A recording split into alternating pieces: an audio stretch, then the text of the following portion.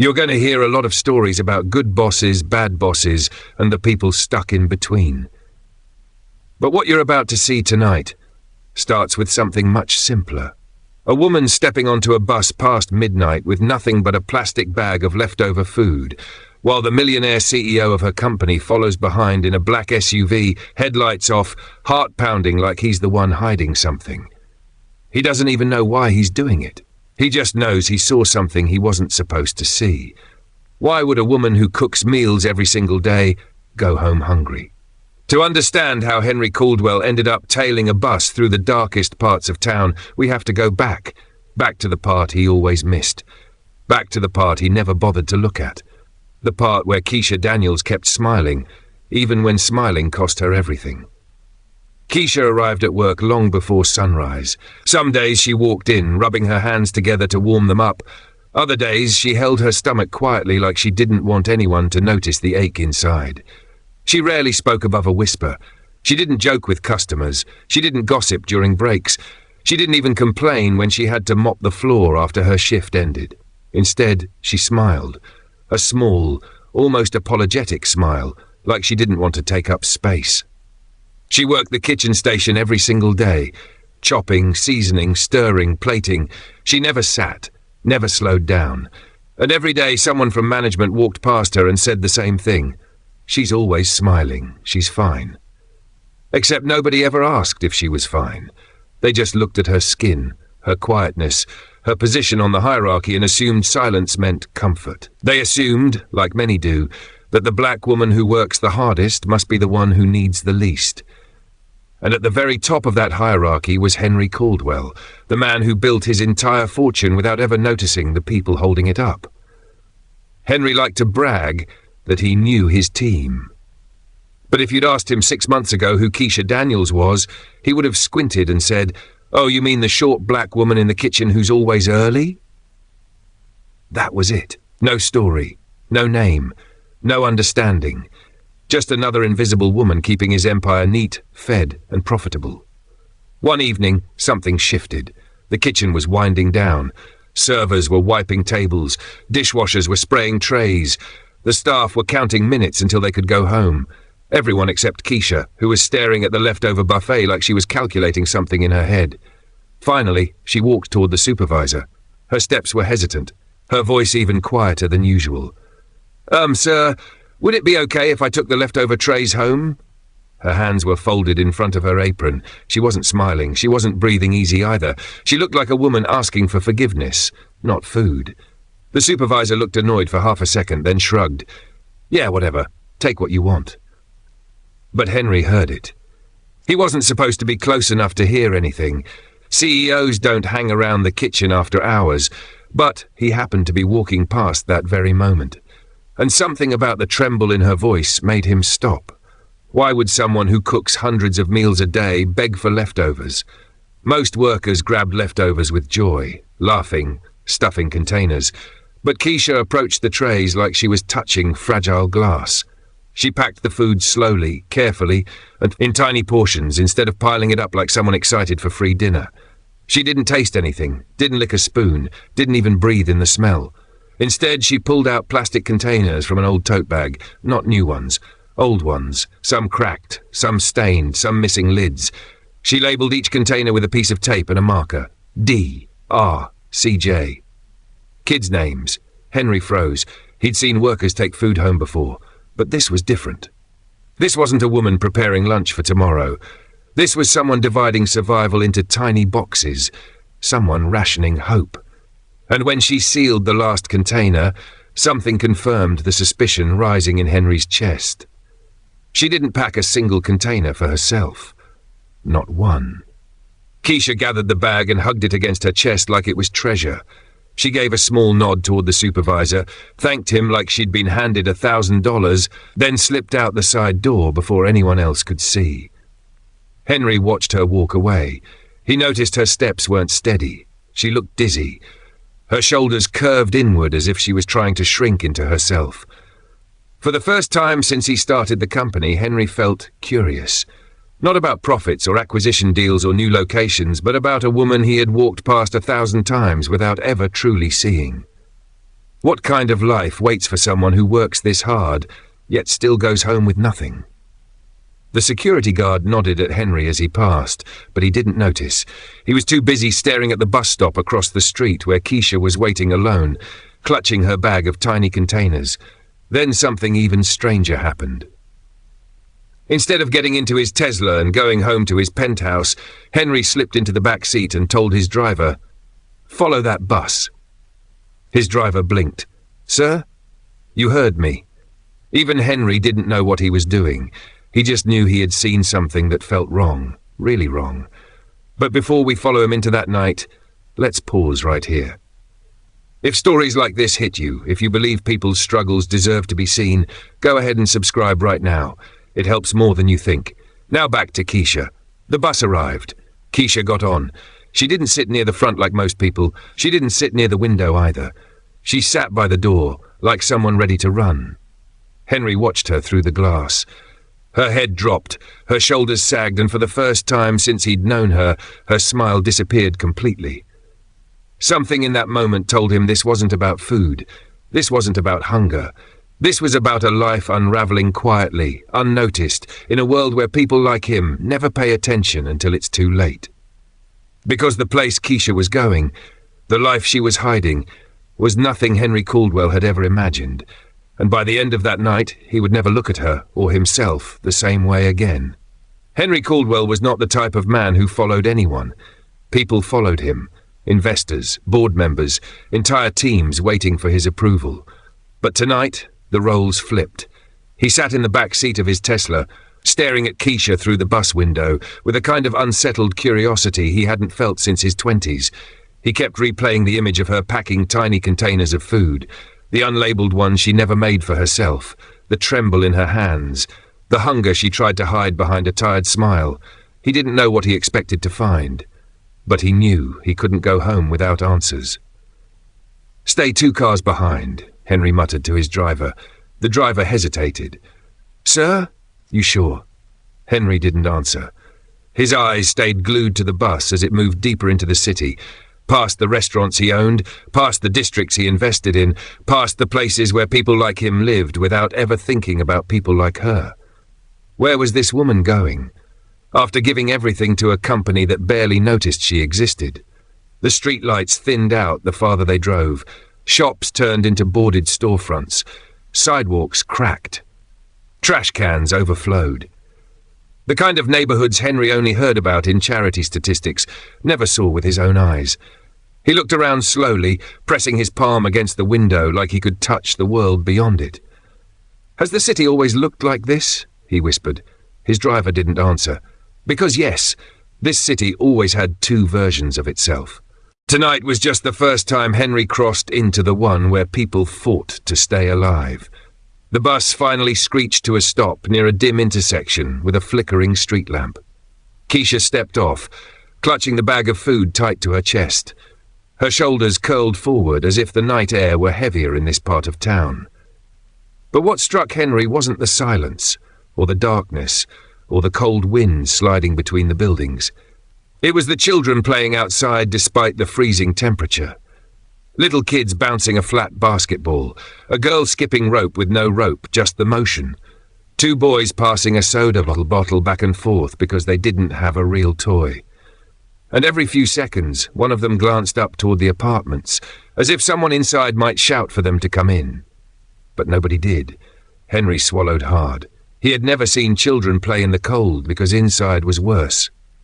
Why was Keisha living here, while building his company's success day after day? Keisha walked quickly down the cracked sidewalk. Henry stayed a careful distance behind, almost embarrassed by how quiet his expensive shoes sounded compared to her worn-out ones.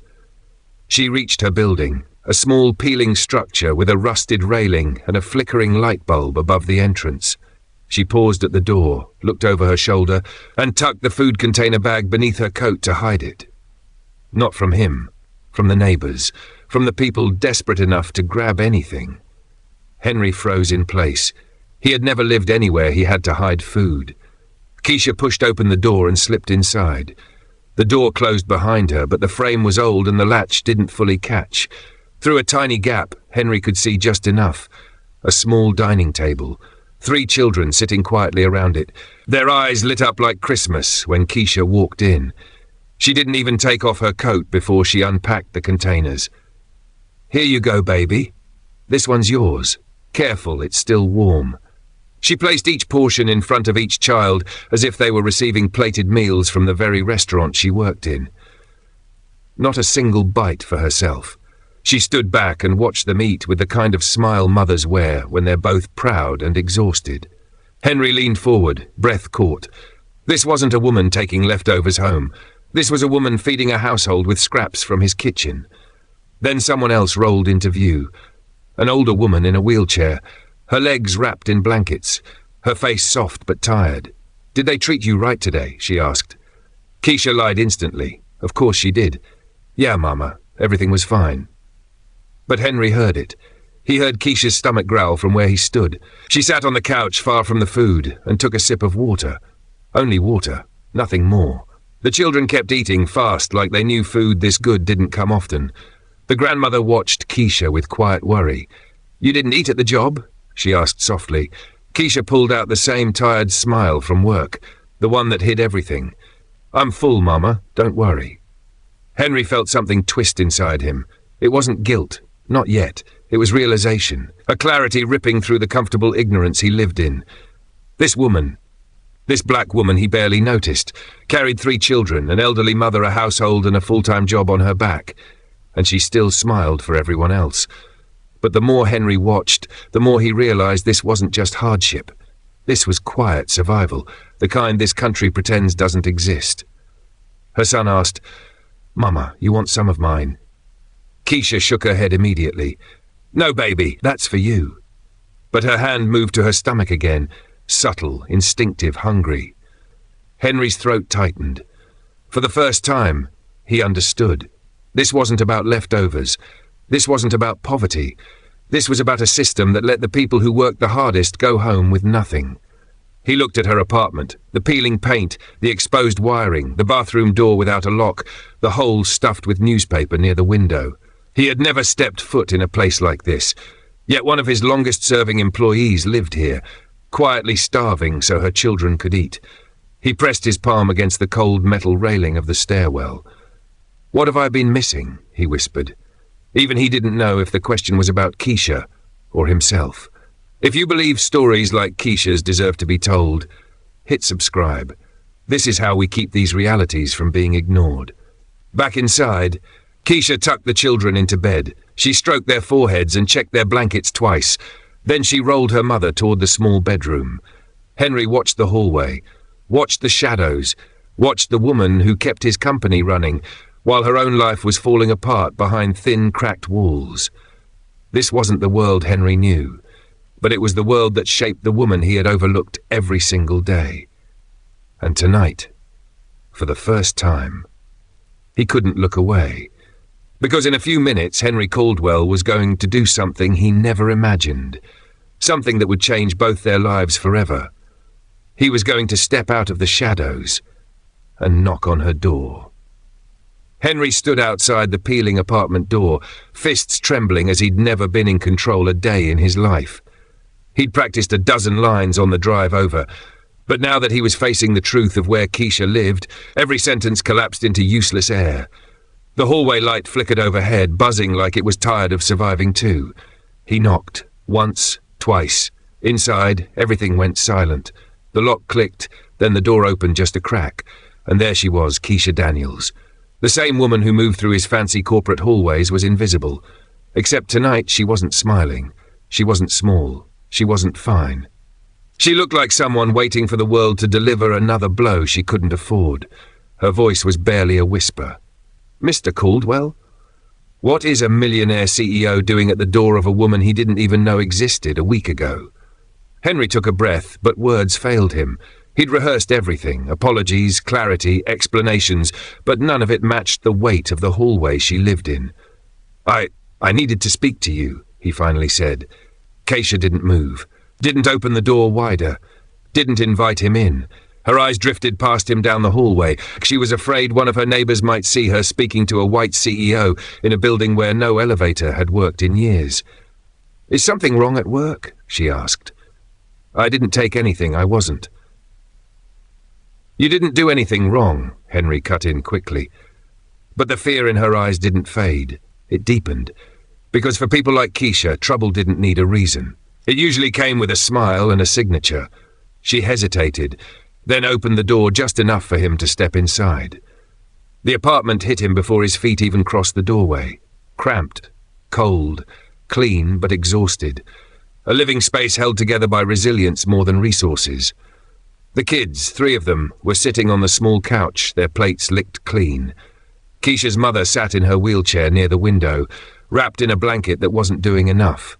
Henry looked around, realizing that everything he'd seen through the doorway earlier was only a fraction of the full story. Keisha stood in front of him, arms crossed, protective. "Why are you here?"